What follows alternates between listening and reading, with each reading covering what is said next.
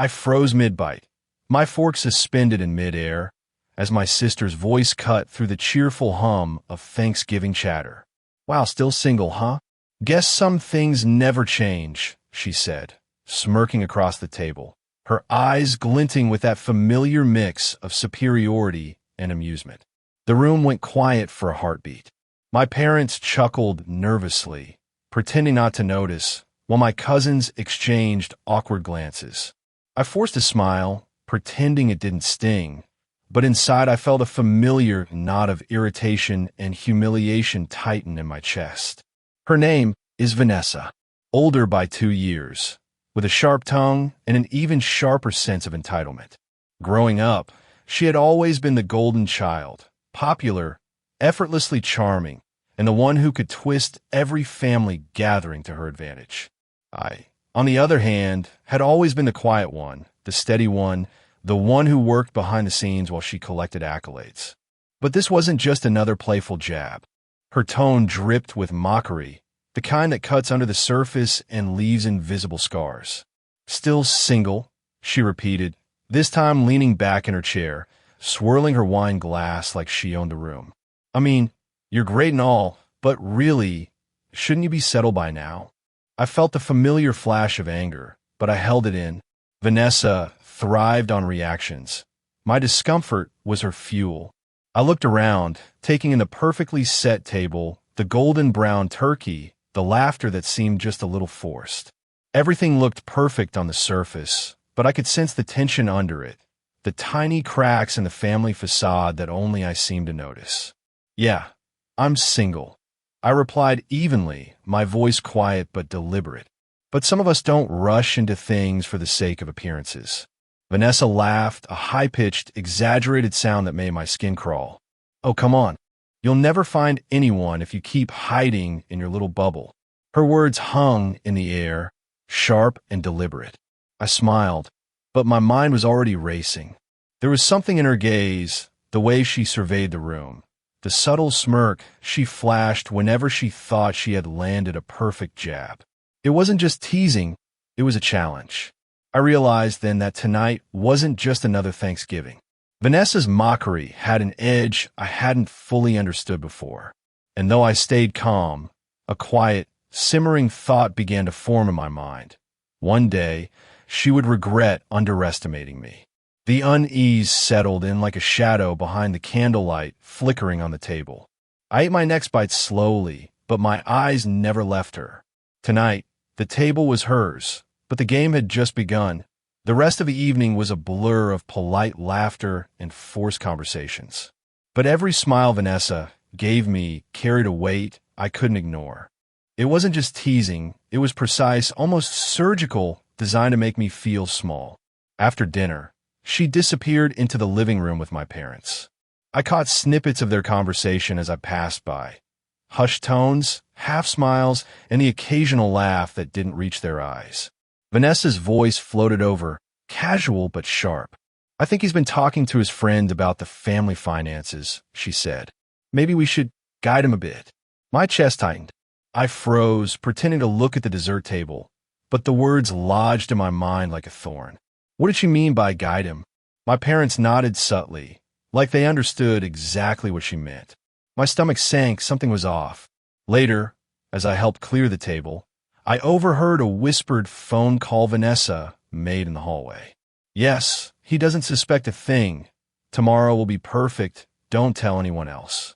She glanced at me, eyes flashing, before smiling innocently. I felt a pang of unease. What was she planning? And why did it feel like I was already trapped in it? Even the small things began to bother me. She insisted on choosing the desserts, decorating the table with a precision I had never seen before.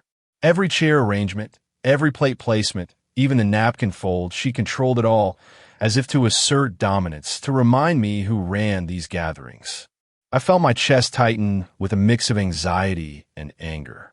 My parents laughed along, offering approving glances, as if her meticulous control was admirable rather than overbearing. I felt increasingly isolated, like an observer in my own family. When a cousin jokingly mentioned my single status again, Vanessa leaned in, whispering just loud enough for me to hear, "Don't take it personally, it's for your own good." Her words were coated with a sweetness that didn't reach her eyes. I forced a laugh, my stomach twisting. By the end of the night, I was exhausted, not from the socializing, but from the constant tension, the sense that I was being monitored, manipulated, and subtly undermined. Every glance from Vanessa, every chuckle from my parents, every whispered word in the hallway whispered the same message. I wasn't in control. They were. I sat alone for a moment after everyone left, trying to make sense of it. The unease gnawed at me, growing heavier with each passing hour. Something told me that Vanessa's mockery, her carefully controlled behavior, and the way my parents laughed along were more than just teasing. They were the first signs of something deeper. And for the first time that night, I wondered if my single status was just a bait for a much larger game, a game I had unknowingly stepped into. The next morning, I decided to confront the unease gnawing at me. I wasn't sure what I was looking for, proof, an explanation, or just the satisfaction of hearing the truth, but I knew I couldn't ignore the feeling any longer. I walked into the study, where Mom and Vanessa were quietly reviewing some documents. At first, they smiled politely, but the moment I stepped closer, the expressions shifted, just enough for me to notice. My heartbeat quickened as I scanned the papers on the desk. "What's all this?" I asked, my voice steady despite the tension tightening in my chest. Vanessa glanced at Mom, then back at me. "Oh, just some family finances," she said, her tone too light, too rehearsed. "You wouldn't understand." I frowned, but then I noticed something glaring, a series of account statements, all showing transfers from what I thought were my savings and investments into accounts belonging to Vanessa. My blood ran cold. "Wait, these are mine," I stammered, reaching for the papers. "All these deposits, these my money." "You." Mom stepped closer, her expression calm, almost rehearsed. "It's not theft," she said smoothly. "You've been over-contributing, and we decided to redistribute some of it. For the family. For balance. You're too focused on being single and independent. You need guidance." I froze. "Redistribute? Guidance?" My voice cracked with disbelief and rage. "You took my money, without telling me, to give to her." I gestured at Vanessa, who was smirking like this was all a game. "This isn't guidance, it's theft." Vanessa shrugged, unapologetic. "You've always been too careful, too safe. We thought you could use a push financially, socially." My hand shook, and my chest felt like it was being crushed. Every sacrifice I had made, the investments, the savings, even the money I had set aside for my future, had been manipulated, stolen, and used to fuel her schemes. My own parents had approved it, even encouraged it. I could barely breathe. The humiliation from yesterday's dinner, Vanessa's mocking words, all of it now made sense. It hadn't been just teasing. It had been a test, a manipulation, a trap designed to assert control and make me feel powerless. I sank into the chair, disbelief clouding my mind. My anger was a living thing now, coiling tight inside me. The betrayal wasn't subtle. It was total, orchestrated, and deliberate. And yet, amidst the heartbreak and the humiliation, a single thought began to form, sharp and cold. They thought I was broken. They thought I would quietly accept it. They had no idea. I was just beginning to fight back. A slow, determined fire ignited in me. Vanessa's smirk, Mom's calm demeanor. They would soon see that betrayal can have consequences, and I would make sure they remembered every moment of it. That night, I sat alone in my apartment, the dim glow of the city lights filtering through the blinds. The documents from the study were spread across the coffee table like silent witnesses to my family's betrayal. Every bank transfer, every redistributed fund, every manipulated account glared up at me. For hours, I let myself feel the pain, the heartbreak, the anger, the humiliation. I thought about Vanessa's smirk at the Thanksgiving table, her sharp words, the way Mom had nodded as if to approve the entire scheme. I thought about the years I had quietly saved, planned, and sacrificed, only for them to be twisted into ammunition against me. And then it hit me. The pain was mine, but so was the power. I realized I had proof. I had evidence that could not be ignored. Bank statements, emails, notes, even witness accounts from relatives who had been excluded from the plan. Every piece of manipulation, every stolen penny, every cruel joke was documented. The fire in my chest, once fueled by anger and humiliation, transformed into something sharper, determination. I would not let them get away with this. I refused to be the powerless target of Vanessa's cruelty or Mom's control. The betrayal had awakened something inside me, something I had buried under politeness and restraint for too long. I stood and paced, planning my first moves. I would gather every shred of evidence, double-check every transfer, and document every conversation. I would organize it so thoroughly that even the most clever lies and justifications would crumble under scrutiny. And then I realized the most important truth. My revenge would not be reckless.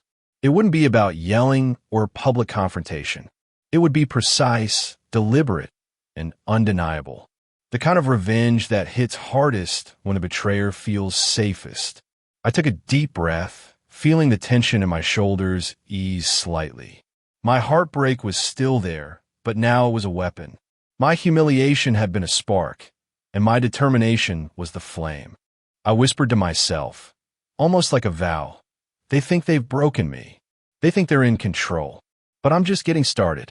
For the first time in days, I felt clarity. I was no longer just a victim of their manipulation. I was a strategist. The tables were about to turn. Vanessa's smirk, Mom's approving nods, the laughter of everyone who thought I was powerless. All of it would be repaid in full and with interest. The hurt was gone. The doubt was gone. All that remained was focus, fire, and the unshakable knowledge that I would reclaim what was mine, and they would feel every ounce of the justice coming their way. Tonight, I was no longer reacting. Tonight, I began to fight. By morning, my grief had turned into a checklist. I didn't rush. That was the first rule. People like my sister Vanessa thrived on drama, on loud confrontations where she could twist the story and play victim. If I wanted this to work, I needed silence, patience, and proof so solid it couldn't be laughed away at a dinner table. Step 1. Documentation. I spent days pulling records. Bank statements showing money moved out of the family trust without my consent. Emails from Mom using soft words like temporary adjustment and family decision, masking what was really theft. Text messages from Vanessa joking about how I'd never notice because I was too busy being single and broke. I backed everything up, cloud storage, hard drives, even printed copies sealed in envelopes. If anything disappeared, I'd still have it. Step 2. Confirm the lies. I didn't accuse. I asked questions. Casual ones. Over coffee. Over phone calls. Hey, Mom.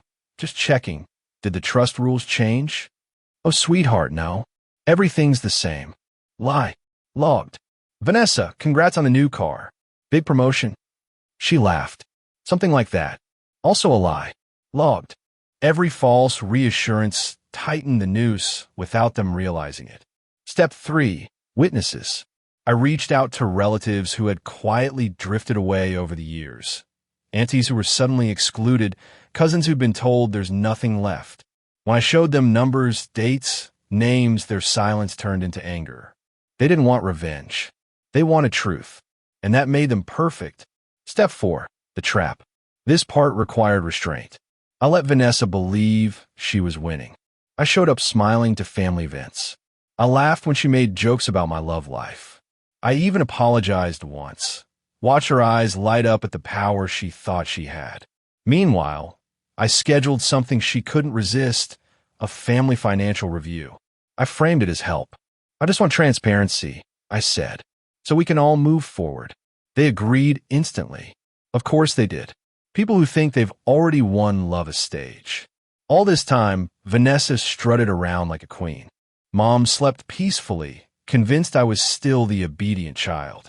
At Thanksgiving dinners and birthday gatherings, they whispered about me like I was harmless. They had no idea every smile was calculated. Every apology was bait. Every quiet moment was one step closer to collapse.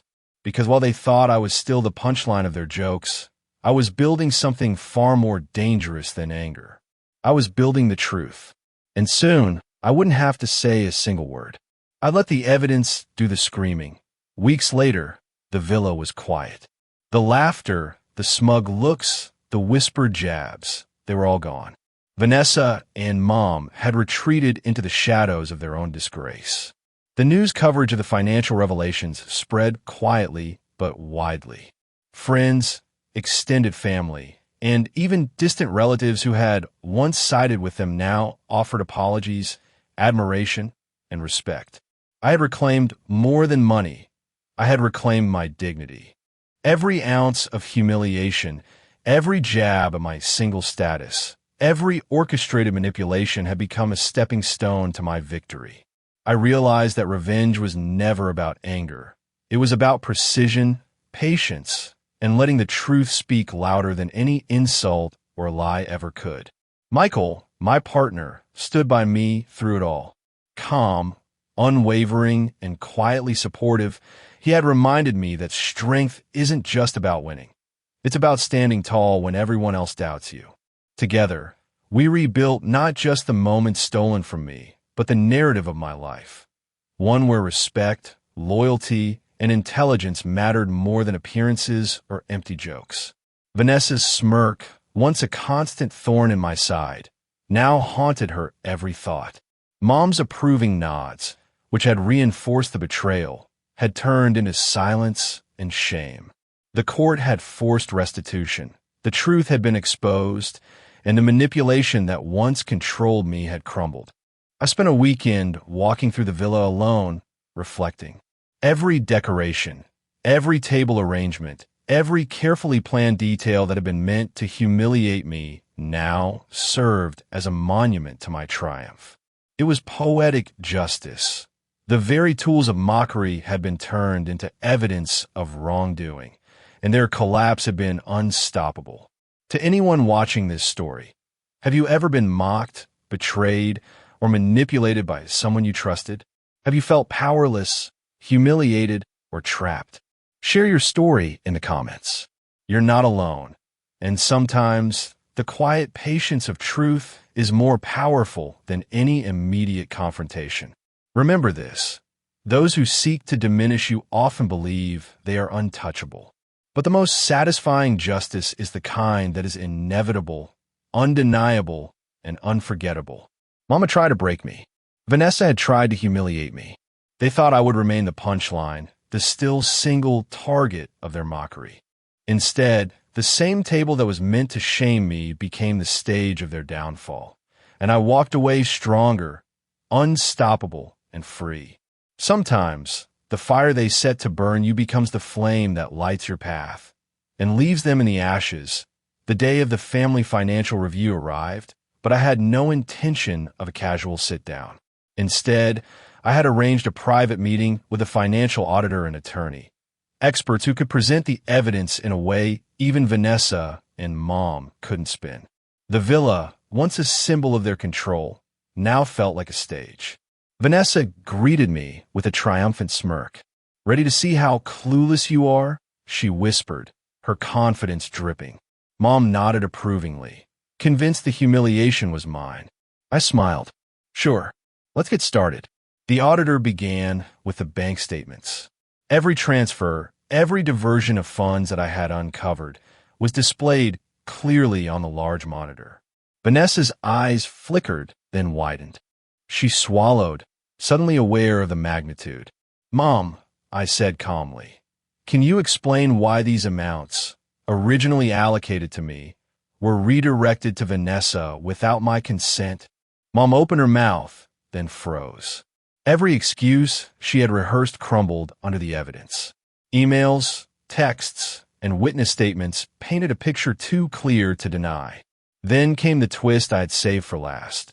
A recorded conversation of Vanessa herself, laughing with her friends, mocking me for being too naive to notice how easily she could steal everything. The recording played in the room, the smugness in her own voice echoing against the walls. Vanessa gasped. Her smirk evaporated. Mom's face went pale, every confident gesture replaced by shock. Even distant relatives, who had come quietly, whispered among themselves, horrified. The auditor laid out the legal implications. Every dollar had to be returned, restitution was demanded, and the evidence would go to authorities for financial misconduct. The humiliation wasn't just private. It was official, public, undeniable. I watched as the arrogance that had defined my family for years shattered. Vanessa's whispered jabs about my single status, her manipulative tactics, the sense of superiority, they all fell apart in a courtroom-style showdown I had orchestrated with precision.